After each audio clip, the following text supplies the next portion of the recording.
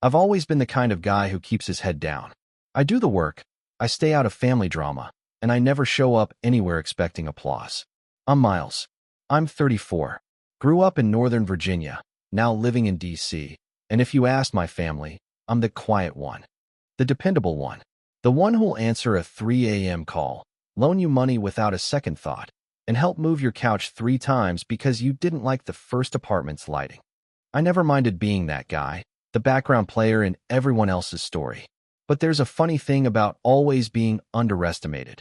Eventually, people forget to watch their mouths around you. My younger brother, Connor, just bought a condo with the help of our parents. And when I say help, I mean they basically handed him a down payment on a silver platter after he got a job that lasted, I kid you not, 3 months. My mom called it an investment in his future. Funny, when I started my business out of a basement, they called it a risky phase. That risky phase now has 12 employees, government contracts, and 3 letters after its name. But I never bring that up. It's just not who I am. Anyway, Connor's housewarming party was last Saturday. It was one of those awkward obligatory family things where everyone brings wine, pretends to like the hummus, and comments on the crown molding. I showed up a little late. Not intentionally. Traffic just sucked, and the moment I walked in, Connor's new girlfriend, Avery, gave me a once-over like she was scanning a barcode on clearance clothing. She was all smiles and fake cheek kisses, but you could see it in her eyes, the judgment. The kind that's sugar-coated in every word, but sharp enough to cut you clean if you're not careful. "Oh, you made it," she said, tone syrupy sweet. "We were starting to wonder if you were crashing here now that Connor's got a place." She laughed, not like it was a joke, but like it was an inside joke she assumed everyone else was already in on. Connor chuckled. My mom did her signature tight-lipped smirk. My dad, always the diplomat, gave a nervous laugh and muttered, "Let it go. Avery, you're making this awkward." She didn't let it go. That was just her warm-up. The thing about Avery is that she's that brand of snobby that comes from trying too hard to appear effortless. She kept touching her hair, name-dropping places in New York she used to go when she was in the city, and constantly circling back to how humble beginnings are so important. It was the kind of talk that only sounds kind on the surface. Underneath it, she was digging. "I just think it's so inspiring that Connor's working his way up, and that you guys are so close. Some people get weird when their siblings do better than them, you know," she said later, over brie and crackers. "But not you, Miles. You're just so chill about everything." I nodded, smiled, and changed the subject. I always change the subject. It's a habit now, like muscle memory. But she wasn't done. At one point, while we were all gathered around the kitchen island, Avery leaned in and said, "So what do you do again? Something in IT, right?" She said it like I worked behind a register fixing iPhones. I was about to answer when Connor cut in with, "Miles has some tech company thing. He's been doing it forever, right?" Avery said, waving a hand. "Startups are so cool. I did a couple projects for a startup through our firm. You know Cornerstone Solutions? We manage a bunch of contracts for local businesses. It's wild how many of them just don't know what they're doing." I blinked. "Cornerstone?" I asked, careful not to sound too interested. She smiled like she'd just been complimented. "Yeah, I'm an account strategist. I basically handle the brand partnerships. A lot of small fish, no offense, but it pays." I felt my jaw tick just slightly. It wasn't what she said, it was the smugness underneath. The subtle jab. The assumption that I was, by default, the small fish. It was the first time I realized she didn't just think I was beneath her. She had no clue I was the ocean she was swimming in. See, one of the contracts my company holds is with a mid-sized marketing agency. We handle their data infrastructure, their back-end automation, and, as of 6 months ago, we were tapped to renew a 3-year extension through a government tech subsidy pilot. That agency? Cornerstone Solutions. We manage 90% of their operating platforms. My signature's on every compliance report they submit. But I said nothing. Not yet. I watched her brag to my aunt about how exhausting it was to deal with clients who couldn't afford proper CRM systems. I watched my dad nod and smile and sip his beer, like it was just easier to let her monologue run its course than interrupt. And I watched Connor puff up his chest every time she tossed him a compliment, as if her arrogance somehow validated his worth. It wasn't just that they were rude. It was that they didn't even realize it. Like I was invisible. Like I didn't matter. And maybe that's what stung most. Not the insult, not even the lies, but the way my own family looked past me, the way my dad, especially, just let her keep going. He'd always said he wanted peace. But sometimes peace just means letting someone else get bruised so no one else has to raise their voice. I stood there, holding my drink, letting it all wash over me. I wasn't angry. Not yet. But there was a flicker, the quiet spark that comes before the fire. And as Avery pulled out her phone to show someone her LinkedIn profile, bragging about a campaign I knew we'd actually rescued from collapse, I quietly reached for mine. I hadn't planned on checking it, but something told me I should. Maybe it was curiosity. Maybe it was instinct. I opened the internal contract dashboard from my company portal, typed in Cornerstone, and scrolled down to the subcontracting employees under the analytics wing. Her name popped up halfway down the list. Avery Collins, account strategist, non-renewal pending. Reviewed by Miles J. Taylor, me. I stared at it for a moment, not saying a word. And then I smiled, not smug, not malicious, just calm. Because in that moment, I realized something. She had no idea who I was, and neither did the rest of them. I put the phone away, looked up, and watched as Avery laughed at her own joke again. Something about how some people are just built for roommates. My dad gave a low chuckle and shook his head, and that was the moment I knew. I wasn't going to stay silent much longer. I didn't say anything that night. I just left the party a little early, offered a polite goodbye, and slipped out while everyone was still laughing at one of Connor's exaggerated stories. On the drive home, I didn't turn on music. I just sat with the silence. I wasn't even angry, not really. It was more like tired. Tired in that way where your body isn't sore, but something in your chest feels heavy, like someone's been quietly stacking bricks there for years. It wasn't just Avery. She was a symptom. The bigger thing, the real thing, was my family. For years, they treated me like background noise. Like wallpaper. Useful when they needed something. Invisible when they didn't. When Connor failed out of college, who helped pay off his private loans under the table to protect his credit? Me. When mom's car broke down and dad was out of town, who drove 4 hours with a borrowed trailer and got it towed for free? Me. When our Aunt Denise was in the hospital and nobody else could get off work, who sat with her 3 nights in a row and brought her crosswords and ginger tea? You get the picture. And not once did they say thank you. Not once did they ask if I needed anything. I think, in their eyes, I was already the responsible one. The one who had it all figured out. So why bother? But what they didn't realize, or maybe didn't want to realize, was that the reason I was doing okay was because I'd had to figure it out. Alone. No safety net. No bailout. While Connor coasted on every excuse in the book, I was building a business out of my garage, eating canned soup, and learning code at 2 a.m. because I couldn't afford to hire help. The Monday after the party, I got an email from HR at Cornerstone requesting a formal performance review signature for Avery's contract. It had been flagged for review because she'd missed 2 campaign deadlines, and there were client-side complaints about communication delays. The irony was so rich I almost laughed. I didn't sign it right away. I bookmarked it. Sat with it. Then Tuesday, I got a text from my mom. Connor's got a big interview Friday. Can you help him prep? He said you're good at that kind of thing. Maybe help him tweak his resume? Proud of you too. I stared at it. No hello. No how are you? Just a request wrapped in a compliment like a spoonful of sugar to make the guilt go down easier. I didn't respond. Wednesday night, Connor called me. I picked up. Yo, Miles, you busy? Not really. So, I've got this Zoom interview coming up. It's for this SaaS sales thing, and I think it'd be dope if you could help me sound like, I don't know, more legit. I raised an eyebrow. You want me to lie for you? Not lie, just, fluff it up. I mean, you know how this stuff works. You talk circles around these tech people all the time. I paused. Connor, do you even want the job? Dude, come on. It's good money. Dad said if I lock this down, they'll help with the Tesla. I almost dropped my phone. Wait, they're buying you a Tesla? No, not buying, just helping with the down payment. Like an early birthday thing. I went silent. Hello, he asked. Yeah, I said. I'm here. Cool. So can you hop on Zoom with me tomorrow? Just run through some fake client objections and show me how to close. I said yes. Not because I wanted to, but because I needed to see just how far this would go. Thursday came and went. We did the Zoom. I gave him tips. Watched him write them down like a kid copying homework. He kept asking things like, how do I make it sound like I understand KPIs? And should I say I'm good with CRMs even if I don't know what that means? That night, I got another text from my mom. So proud of Connor lately. He's really finding his stride. Reminds me of your Uncle Pete when he was young. Real go-getter. You boys are finally both doing great. Family's proud. I didn't reply.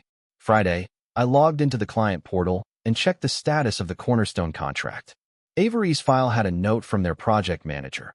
Apparently she'd mishandled a cross-channel campaign, and the agency had to comp the client with a $5,000 credit to keep them happy. She hadn't mentioned that at the party. I still didn't touch the file. Not yet. The final straw came Saturday. I stopped by my parents' place for lunch. They'd invited me, and after dodging texts all week, I figured I'd face it head-on. The second I walked in, I could smell something baking. Probably that dry lemon cake Mom made when she wanted to show off. Connor was already there, lounging on the couch, sipping from a bottle of kombucha like it was champagne. Avery was there too. I froze for a second in the hallway. She looked up and grinned. "Look who finally showed up," she said. "Guess you can afford gas money." My dad chuckled from the kitchen. "Avery, come on." She leaned in like it was a secret. "I'm kidding. You know I'm joking, right, Miles? I'm not trying to start a class war or anything." I said nothing, just smiled, sat down across from her. She launched into another story about some influencer client she was hand-holding through a rebrand, clearly performing for the room.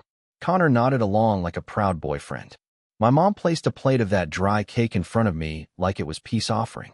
And then, it happened.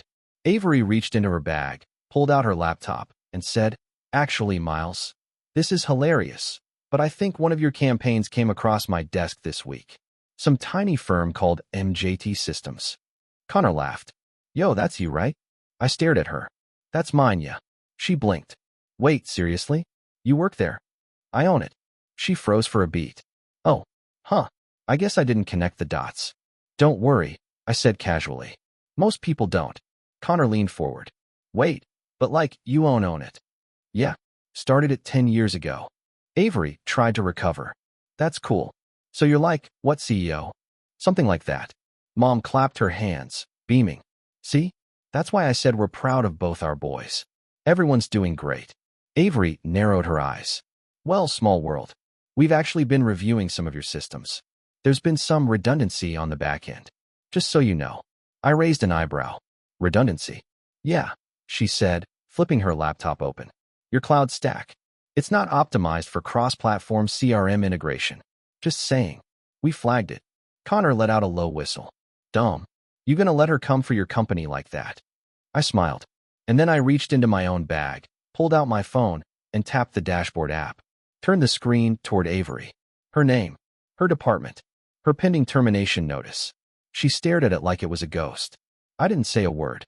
And that silence, that awful, ringing silence, was the moment everything changed. The look on Avery's face said everything. Her lips parted slightly, the smug confidence drained from her expression like someone had pulled a plug. She stared at the phone in my hand for a beat too long, and then, in true performative fashion, gave a sharp, awkward laugh, as if she was the one in on the joke. "That's hilarious," she said. "Where do you even get that?" I didn't answer, because I didn't need to.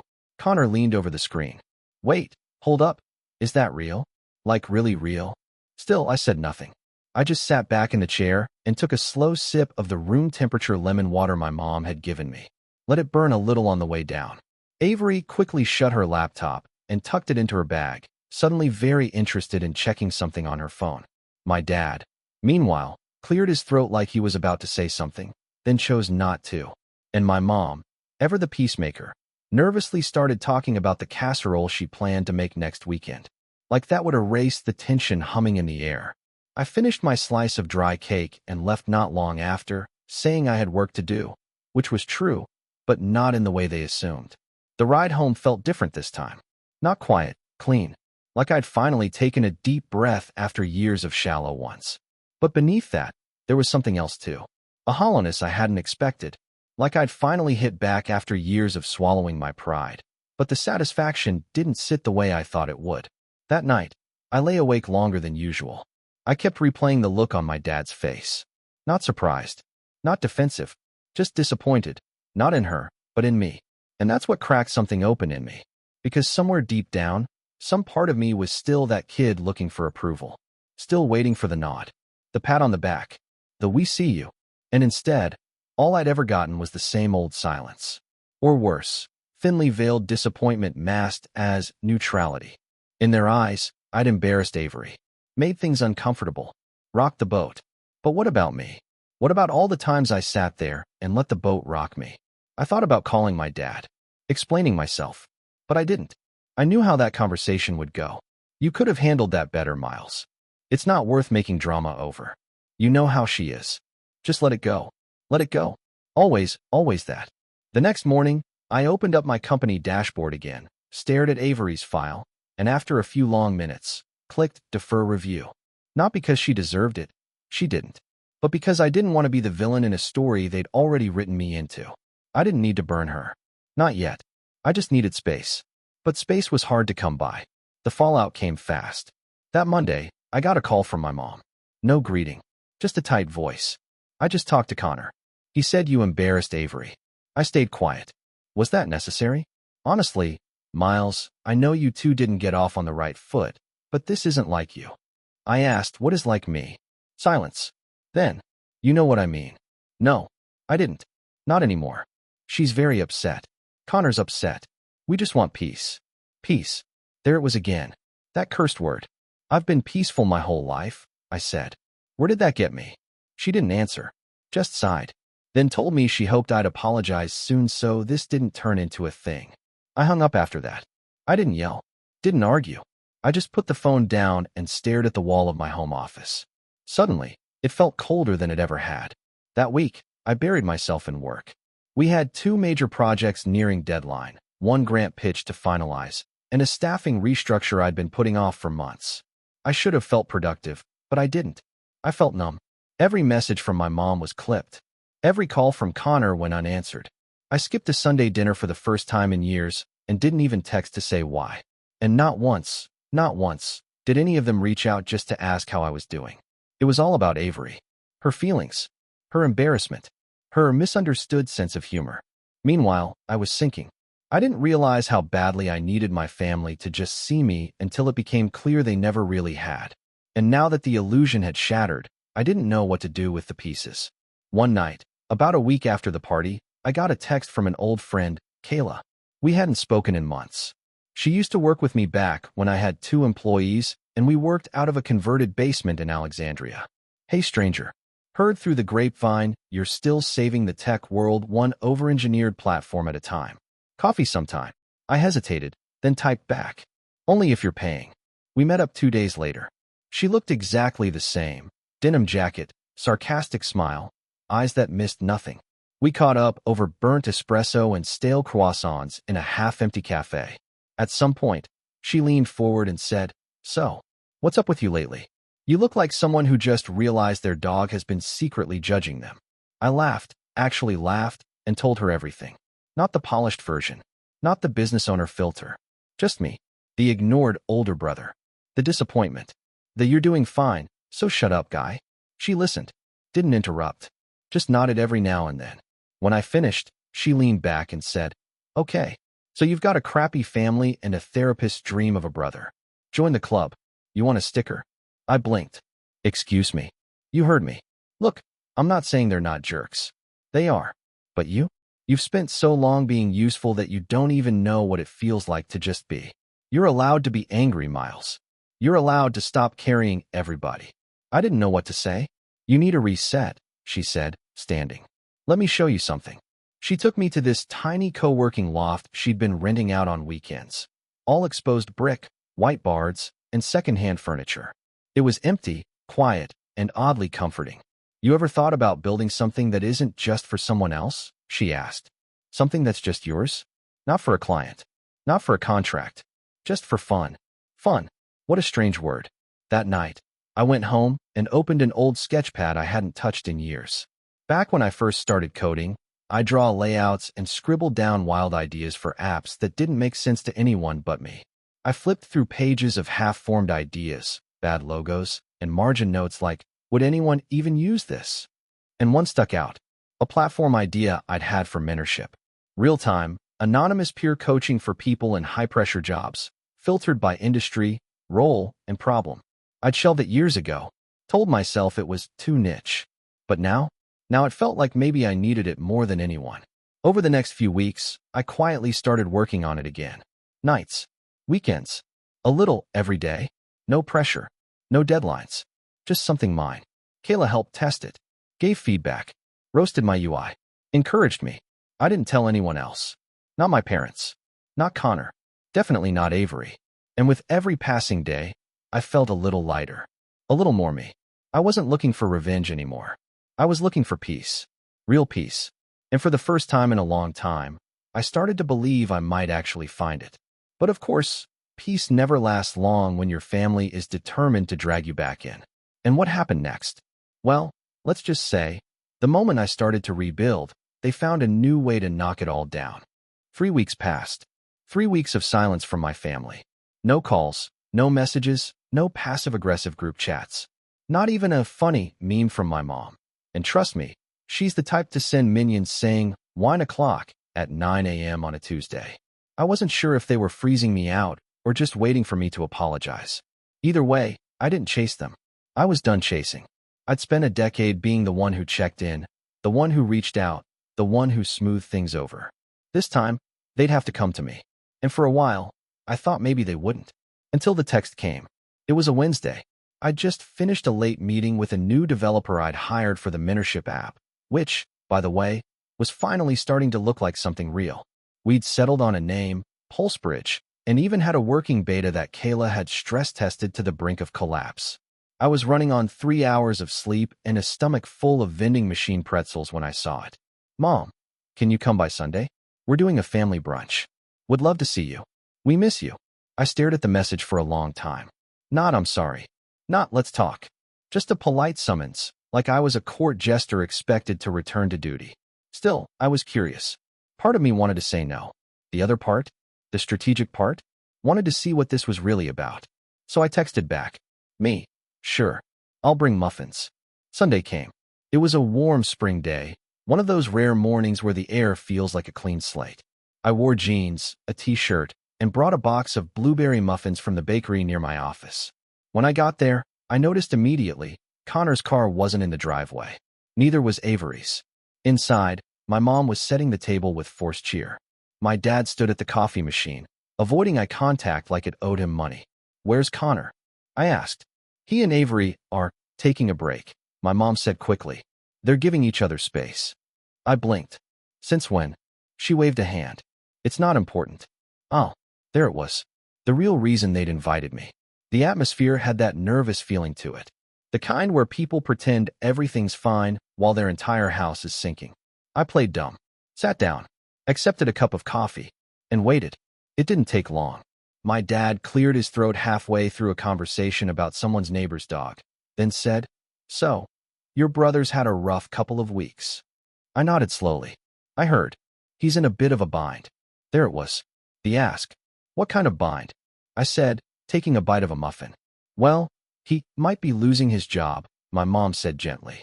"And with the breakup and everything, he's really been struggling." "And," my dad added, "he mentioned that you were working on some new projects. Big ones. Sounds like things are going well for you." I tilted my head. "Is this the part where you ask if I'm hiring?" They both looked at each other. My mom smiled in that tight, hopeful way. "We just thought it would mean a lot if you could give him a chance." I set my coffee down. "What kind of chance?" "You know," my dad said. "Maybe bring him on. Let him assist. Something to get him back on his feet." So there it was. After everything, the years of neglect, the constant favoritism, the party, the humiliation, they wanted me to rescue him. Again, I leaned back. What happened at Cornerstone? They hesitated. I already knew. Word had gotten back to me through the client network. After Avery's mess and her spectacular exit, she resigned before HR could finalize the termination. Connor's department came under scrutiny. His role had been restructured, which in corporate terms means we realized you contribute nothing and don't want to deal with you anymore. He'd burned that bridge, and now he was swimming toward mine. My mom softened her voice. "He's trying, Miles. He just needs someone to believe in him." I let the silence hang there for a second. Then I nodded. "Okay," I said. Her face lit up. "Really? Sure. Tell him to send me a resume." That night, I got the email. His resume was a joke. 2 pages of inflated buzzwords and fake achievements, including a strategic lead role on a project I personally built from scratch while he was on vacation in Miami. But I didn't delete it. No. Instead, I started planning. Because I realized something in that moment. I had more power than they ever gave me credit for. And if I played this right, I could finally teach them what it feels like to be on the other end of the imbalance. But not by screaming, not by lashing out, by doing what I do best, being underestimated. The next step was quiet. I reached out to Kayla, told her I had a weird favor to ask. I needed her to act as a recruiter, fake name, fake firm, and call Connor about a position at a fast-scaling tech startup looking for a hungry SDR with grit. The kind of job that sounded flashy and fun, but was ultimately high pressure and all smoke. Kayla laughed. So you're giving him the rope? I'm just showing him the edge, I said. Whether he trips or jumps is up to him. Meanwhile, I sent him a polite rejection from MJT Systems. Said we weren't hiring at the moment, but wished him the best. Within a week, Kayla, under the name Rachel, reported back. Connor had jumped at the bait. He'd scheduled an interview. Even bragged about how he grew up around tech and had inside connections in the industry. It was going exactly as expected. The trap wasn't the job. The trap was what would come after. While that played out, I kept working on PulseBridge. We pushed the beta out to a few nonprofit orgs who agreed to try it internally. Feedback was incredible. Real people were using the platform to navigate burnout, workplace stress, and leadership gaps. For the first time in a while, I was building something that mattered, not just for profit, but for people. It felt good, clean, free. And then, the final piece fell into place. One of our major contracts at MJT, a citywide education initiative, had recently been passed off to a new partner firm for implementation. That firm, a boutique consulting agency co-owned by someone who used to work with Cornerstone. Guess who they just hired as a junior contractor? Avery. Small world, right? I ran into her at a conference mixer. She didn't see me at first. She was talking animatedly about her new start and how toxic environments make you stronger. I stood nearby, sipping my drink, until she turned and locked eyes with me. Her face froze. I gave a small nod. No smile. Just enough to remind her, I see you. I always see you. And then I walked away. Because the real setup wasn't about humiliating her. It was about showing her that no matter where she went, she'd always be walking through doors I built. Now, everything was in place. Connor had bitten. Avery had stumbled. My parents had no idea the game was even happening. All that was left was the final move. And trust me, it was coming. The week it all came together, I barely had to lift a finger. Connor had been hyping himself up in the family group chat for days. Not to me, of course, just to mom and dad. Big tech opportunity, he kept calling it. Startup energy, but with real capital. He dropped buzzwords he didn't understand and humble bragged about his third-round interview with a fake recruiter. My mom responded with prayer hands emojis and told him she always knew he'd find his lane. I didn't say a word. It was surreal, honestly. Watching it unfold like a slow-motion car crash where you already know the outcome. Because here's the thing, I wasn't setting him up to fail. I wasn't faking a job offer or stringing him along for the punchline. The job did exist, technically. Kayla's recruiting firm had been a test branch for PulseBridge, designed specifically to simulate high-pressure work environments and track how applicants responded under stress. It was opt-in, of course, part of a controlled research pilot we were running with transparency clauses buried in the terms. But let's be real, Connor never read those. He just clicked agree and started performing. His role was a 10-day contract. Trial basis.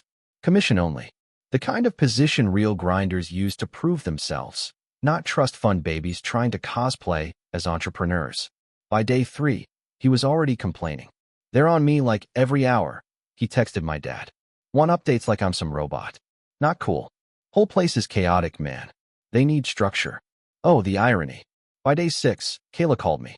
He tried to sell the software to a competitor, she said, stifling laughter. Like actual cold outreach to another firm. Said he had connections and thought it'd impress us.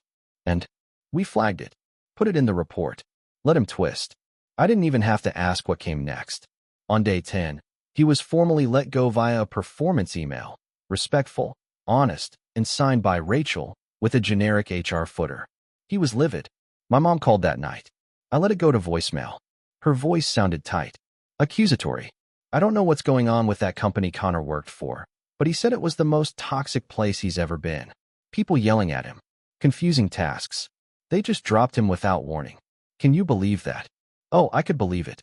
But I wasn't done yet. Not until I told them the truth and made sure it stuck. The opportunity came that weekend, during what was supposed to be a family check-in brunch. My mom insisted it would clear the air and bring everyone back together. I didn't trust it, but I said yes. I'd been patient long enough. We met at a little diner they liked. White tablecloths, fake flowers in mason jars, a chalkboard menu written in pastel. I showed up 5 minutes early. They showed up 20 minutes late. Connor strutted in wearing sunglasses indoors, like he was trying to disguise failure as fashion. My dad gave me a stiff handshake. My mom hugged me a second too long, like guilt was perfume she could rub off on me. So, my mom said once we were all seated, I know it's been tense, but we're still family, and that means something. I sipped my coffee. Connor leaned back in his chair.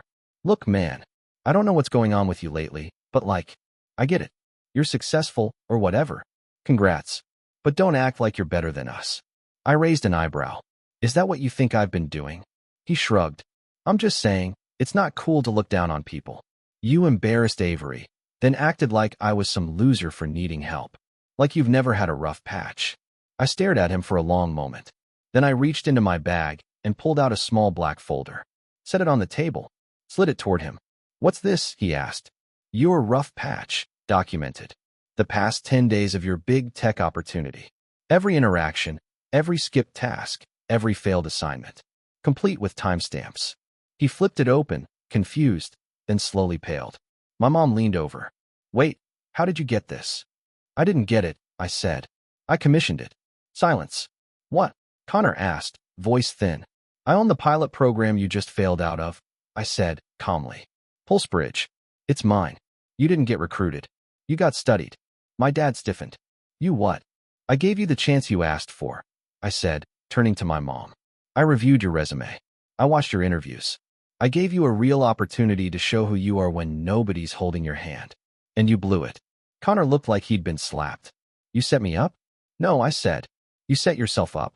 I just finally stopped padding your fall. He shoved the folder away, eyes blazing. This is insane. You think this makes you the good guy? No, I said. I think it makes me free. My mom blinked rapidly, trying to hold onto the narrative. Miles, this is cruel. He was trying. No, Mom. I was trying. For years. While you ignored me. While you praised his every stumble as if it were a leap. While you watched me carry this family and still asked why I wasn't smiling more. I stood up, voice steady. I'm done being the background character in a story I wrote. They didn't follow me out. Didn't call after me. Just sat there, stunned. And I didn't look back. That was 6 months ago. Since then, I've cut contact. Not out of spite, out of necessity. The space has been clean, quiet, healing. Pulsebridge officially launched last month and landed its first major institutional partnership. Kayla is now my co-founder. We have 5 full-time staff, and the feedback we're getting from users? It's better than I ever dreamed. Connor moved back in with my parents. He's trying to get into crypto now. I wish him luck. As for Avery, she got let go from the consulting firm. Turns out, coasting on charm only gets you so far when people actually read your emails. Sometimes I think about reaching out, just to say, see? But then I remember the real lesson. I never needed them to see me. I just needed to stop shrinking for them. And the day I did, that was the day everything changed. Because some bridges aren't burned out of anger, they're torched to light the road forward.